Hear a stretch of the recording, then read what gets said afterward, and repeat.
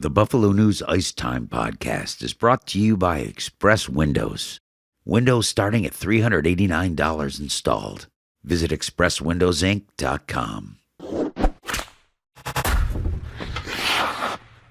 Welcome to another edition of Ice Time, our Buffalo News hockey podcast brought to you by the journalists of the Buffalo News. I am decidedly not Rachel Lindsay. My name is Perrin Keys. I'm the executive sports editor of the Buffalo News, sitting in for Rachel Lindsay, who is on assignment. I am joined, of course, by Mike Harrington, who is incidentally also on assignment. I am coming to you live from the Buffalo News headquarters, where it was 44 degrees and raining, pouring on Friday afternoon, less than 24 hours after the Buffalo Sabres took care of the San Jose Sharks. Remaining hot here on the road on their West Coast trip. Mike is now situated in Los Angeles, where it is decidedly not 44 degrees and raining. I'm actually was thinking today of the story that Wayne Gretzky used to like to tell, excuse me, when he first moved to Los Angeles. It was the story about how he, I can't remember exactly where he was, but he was somewhere like in the Hollywood Hills or something like that, in gated community, I'm sure. And he liked to tell the story about how, friends would come in from Alberta or, from back home in Brantford, Ontario, and would see him. He had some big long driveway that was winding and going up a hill or whatever, and friends would see it from back home and they'd say, "Man, you're never going to get up that thing in the winter," which of course was not going to be a problem in Los Angeles, but hey, old habits. Of course, we don't have to worry. Well, we do have to worry about those things in Western New York if we do have that sort of problem.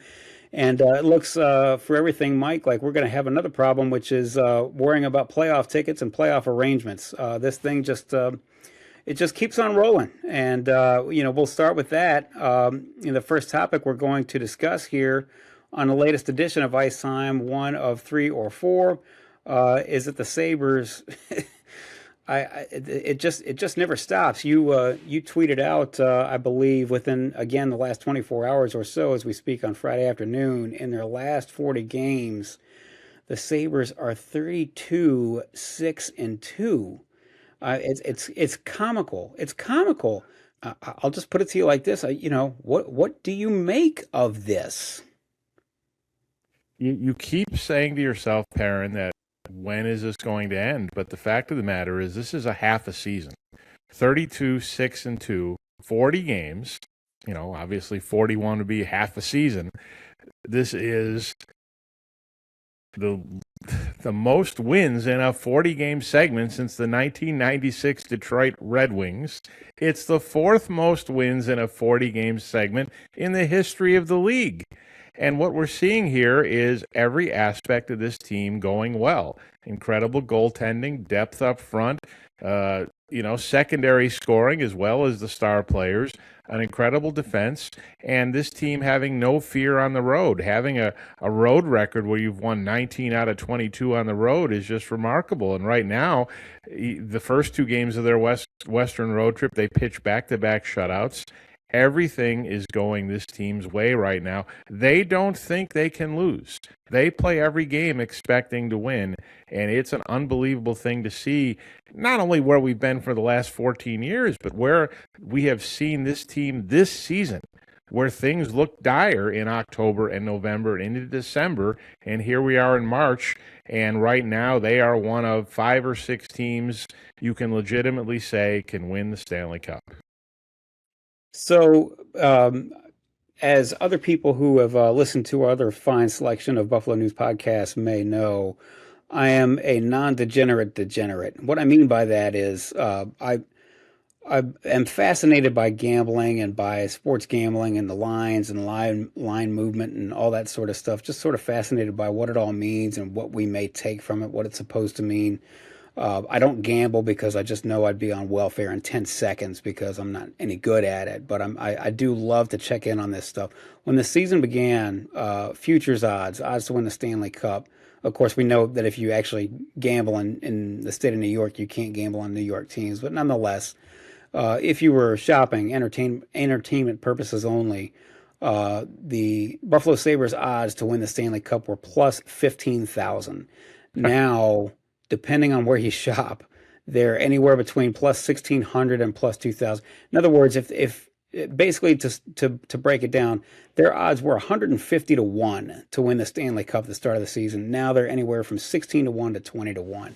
That's quite a jump. And speaking Yeah. of speaking of amazing jumps, I want to walk it back for another topic here to jump on. One of many that we could start and go all the way to next week if we really wanted to talk about just what an amazing season it's been and what amazing leaps they've made. But to go specifically, I want to walk it back all the way to the start of the season. Mike, you and I, and Rachel, of course, and a little bit of Lance Lysowski as well, who was just coming off this beat and, of course, is still very much plugged in. We all sat around and we're discussing our season preview package, what we were going to talk about with these guys as they entered into what felt very much like a make or break season for some, and amazingly wound up being a break season for Kevin Adams, right on the eve of this spectacular run. But your main column, sort of to start off this season, was, we can talk about upgrading the defense and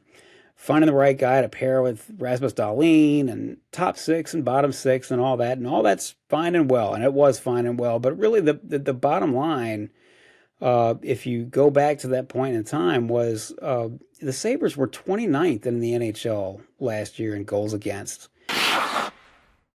Upgrade your home with Express Windows, your local source for windows, doors, and siding. Window installations start at just $389 with a lifetime warranty on parts and labor. Our streamlined process delivers the fastest installation in just 5 to 7 weeks. From consultation to cleanup, our pros make it easy, affordable, and built to last. Visit ExpressWindowsInc.com to get started today. Express Windows, value, speed, and craftsmanship for every home. Okay, you want to say some of that maybe was sloppy defense and all that. All that was fine and good, but a lot of that was goaltending. Most of it was goaltending. Ukko-Pekka Luukkonen was not. He did not have a great year. Let's just call it what it was last year, and that was coming in. He was letting in some goals that you could not defend. Pardon the pun. And he had just signed that big deal, which at the time, revisionist history can be what it was, but at the time that deal made all the sense in the world, but it looked like it was shaping up to be a potential disaster. He was getting benched at times last spring in favor of James Reimer. It seems like a long time ago, but then you go you go into camp. Camp seems a long time ago. He's got the lower body injury going into camp. Alex Lyon, I'm summarizing this quite a bit and summarizing a little bit too much, but Alex Lyon essentially comes in off the street. You essentially bring in Colton Ellis off the street, and then it turns into this sort of what appears to be a mess that you had on your hands with a three-headed goaltending issue. And then fast forward to March 20th. UPL is brilliant. 2-0 shutout, clean sheet. And Alex Lyon's brilliant, and he's been brilliant and in a pickup in what appears to be a pickup of the year in what has been, a whole cluster of what seemingly are pickups of the year. Alex Lyon has been brilliant, and the goaltending has been brilliant, and it continues to be that way. Again, I hate to keep saying this, but what do you make of this? Well, first of all, is if you are picking the free agent signing of the offseason in the NHL, your choices are basically down to Anthony Mantha, the forward of the Pittsburgh Penguins, or Alex Lyon of the Buffalo Sabres. No other players in free agency have had that kind of impact on their clubs other than those two guys. Alex Lyon, of course, has been impeccable with the Sabres this year. And right now, you look at a situation where his win in San Jose gives him 10 in a row on the road. He's one off the all-time NHL record of 11 straight road wins for a goaltender. And you look at the game in San Jose, you look at it on paper as a 5-0 win. Well, there were 3 10-bell saves in the first 5 minutes of that game to prevent the San Jose Sharks from getting an early lead, from getting their crowd into the game, from regaining some confidence as they were coming off a loss to Edmonton. Alex Lyon stoned Tyler Toffoli, he stoned William Eklund, and the Sabres were able to kind of, just persevere through a scoreless first period. And that's what Alex Lyon has done. He has made the key save all year long, early in the game, late in the game, breakaways, what have you. And he is a tremendous influence in that locker room as well. He's 33 years old. He went to a cup final with Florida in 2023 with Sergei Bobrovsky. He had 2 pretty good years in Detroit. The Sabres signed him out of Detroit in free agency. They didn't make the playoffs, and people certainly thought that Alex Lyon would have impact here, but no one could have imagined this. And what he has done has also impacted Ukko-Pekka Luukkonen, who has found his game as well, has stayed healthy, and the confidence these two guys are running, they're running on the road right now, both in the last couple months, around .930 on the save percentage line. This team has the best two-headed goalie combination in the league, is either in Long Island or in Buffalo, and this is the best two-headed monster we've seen since Ryan Miller and Marty Braun 20 years ago. And it's just that much more important. You know, the game has changed. I mean, this just in, the game has changed. Long gone are the days where you're going to try to make it through the playoffs, where you're going to ride one hot goaltender. It's you know, the season, of course, has changed. The regular season has changed, of course, where you're not going to play a number one goalie, ascribe whatever percentage you want to ascribe to it. But, you're not just going to give them a spell here and there. You're going to play two goalies way more often. But you're going to need that second guy in the playoffs. This is not where you're going to ride a Marty Brodeur or Patrick Waugh or whoever it is way back in the day. You're going to need both these guys. They will. Oh, well, listen, sure, a Hellebuck or whoever. Right. Yeah, somebody like that. This team, that's right. They have to do what brought them here. And what brought them here right now is alternating these goalies and playing both of these guys. I would not, fans are already talking about who's going to start in the playoffs. I don't think it matters. I agree. They're going to keep it going this way. They're going to alternate through a playoff series unless one of these guys goes belly up a little. I don't think you change what has produced 32-6-2 in a 40-game stretch. And I would say, not that I'm an expert, but I would say, okay, if you see somebody who stands on his head for 2 games in a row, okay, maybe you want to ride that hot hand. But what a great thing to have in your back pocket. We've seen some of the Mike. I'm sure you could rattle off 20 names in a row. I can't, not off the top of my head anyway. But some of the best of the best of the best of the best who just, something gets in their head and all of a sudden they lose it, and they lose it at the exact wrong time. I don't want to jinx these guys, but you don't have to worry about that so much if you've got 2 guys who you've got the utmost confidence in. And I've not been in that dressing room, but I know you have, Mike, and I doubt very seriously that these guys don't have the utmost confidence in both of those goalies. Absolutely. And like you say, we saw it even last year with Connor Hellebuck in Winnipeg. All of a sudden, he didn't look like Connor Hellebuck's all-star goalie. He looked like a guy who was fighting the puck. These 2 guys aren't fighting the puck at all. If one of them gets into a rut, the other one's going in the cage. And that's how it's going to work here. And the coaching staff, players have the utmost confidence in both of these guys. And for the record, they have tremendous confidence in Colton Ellis as well. He won 7 games this year, and he is a tremendous practice goalie and has really helped this club in that area. And he's basically the backup. Keep in mind, when Luukkonen and the Lyon are playing, they're not backing up. Colton Ellis is the one on the bench backing up. So it really is an interesting system the Sabres have devised here. What looked like a mess has now turned into a strength. And speaking of strengths, you've got a veteran who's running the show, who's certainly been around once or twice. Speaking of futures and, odds and things of that nature that I like to take a look at far more probably than I should. I didn't look at futures for Jack Adams at the beginning of the season, but I'll tell you that Jack Adams in the running right now, Lindy Ruff is at the top of the list. He's ahead of John Cooper, plus 175 for Lindy Ruff. John Cooper, plus 245, and Jared Bednar for the Avalanche, plus 300. What can you say about Colorado, the squad they've got and the season they've had? I understand they're in the West. The West, as you can shed some light on, and I know you have on X, Twitter, or whatever you want to call it, Mike, that it's things are a little different on that side of the continent compared to the beast that is the Eastern Conference. But nonetheless, the Avalanche have earned that record, and John Cooper certainly has earned everything that's come his way. But so too has Lindy Ruff, who, again, Lindy far, far better than I ever have.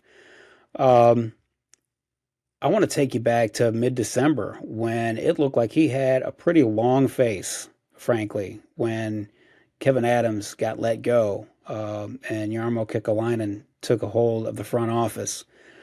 And juxtapose that to where they are now. They certainly did not give up on their coach. The players did not give up on their coach. And look at what he's done with these guys. There's credit, worth going all the way around the room and all the way up to the front office, including Kevin Adams, which I know is not necessarily a popular thing to say and hasn't been, a popular thing to say around these parts. But a lot of those moves he made, hey, give him credit. Lindy Ruff, though, getting the most out of these guys. What else can you say? Well, he really felt bad when Kevin Adams got fired. He felt he was largely responsible for that. He didn't get this team playing to a level that would have kept Kevin Adams around. I think a lot of that, though, this club had lost faith in Kevin Adams. The fan base certainly had, and I think they just needed to change the culture of the club and get a feeling that the front office was fully behind them, fully stocked, fully ready to go, which Jarmo Kekalainen did. Now, Lindy Ruff just put his nose to the grindstone. He believed this team was good. Lindy Ruff believed in September this team was going to be good. Yep. The surprise to Lindy Ruff was what we saw in October and November. I don't think he's that surprised by what we're seeing now. Maybe not to this level, but this is what he thought he had. And the first couple months with the injuries to Norris, with the injuries to Luukkonen, a lot of things went sideways here. There's been a groundswell of support for the Jack Adams for John Cooper, largely because even though through all the great years he's had, he's never won the thing. So it looked like he was going to be the favorite. And, Colorado was kind of taking a step back here in the second half. But what's happened here in the last 6 weeks or so with Lindy Ruff, you can't ignore anymore. And I'm all for John Cooper, the Career Achievement Award kind of thing, especially if they're going to, battle for the President's Trophy. But what Lindy Ruff has done here is just remarkable. This team is going to break its playoff drought. They may win the Atlantic Division. They might win the Eastern Conference. Right now, it would be hard for the voters to vote for anybody but Lindy Ruff. And just for the record, so people are aware, we do not vote as writers for the Coach of the Year. We vote for several other NHL awards, the Hart, the Selke, the Norris, the Masterton. The writers do not vote for Coach of the Year. Coach of the Year is voted for by the NHL Broadcasters Association. So please save your cards, letters, and emails for me because I am not involved in the Coach of the Year vote. Obviously, if I was, I would vote for Lindy Ruff. And I do think right now, Lindy Ruff is really bordering on a heavy favorite as we head to the last month of the season. You mentioned, obviously you mentioned John Cooper. You obviously mentioned the Lightning. Do you think there might be some interest in the game on Monday, April 6th, when the Lightning come to town at 7 p.m., not only given the race and given the playoffs upcoming, but given just, what I don't think anybody would argue was certainly the game of the year for the Sabres season, but might have just been the game of the year in the league. Plus, all that will be at stake likely when those two teams get it on. Speaking of front office, though, you did mention Jarmo. We'd be remiss. You brought this up, Mike, and I thought it was certainly a worthwhile topic. The front office, as the trade deadline approached, obviously took a big swing in St. Louis, and that turned out to be a bit of a mess. Couldn't get that done. But look, sometimes it's the trade that doesn't happen. It's the moves that don't get made, and the moves that wind up getting made as a consequence, or things that just sort of work out the way they're supposed to work out.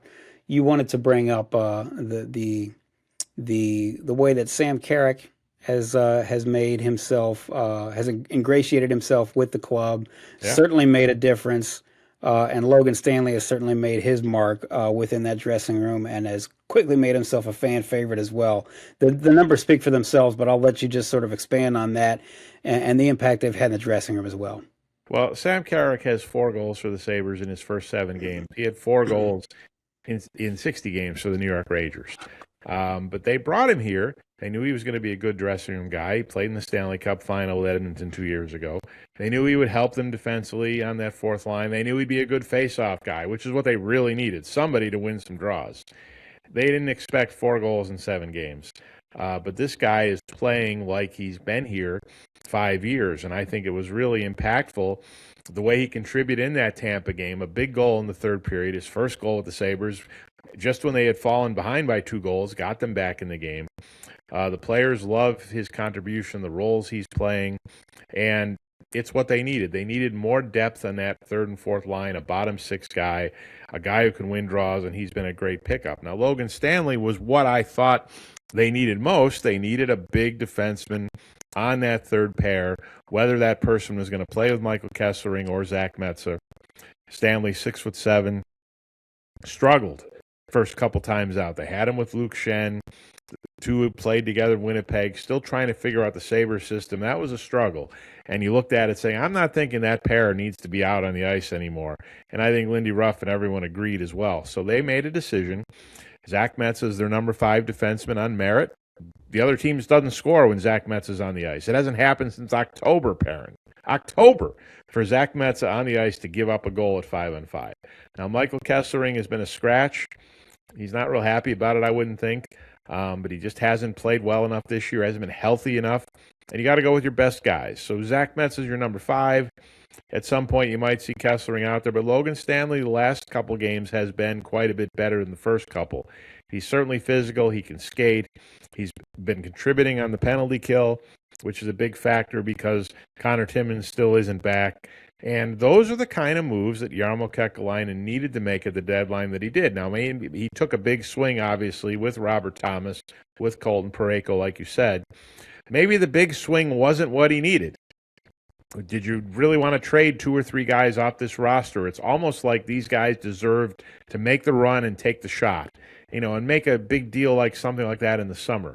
But no question, Carrick and Stanley have been what you needed at the trade deadline.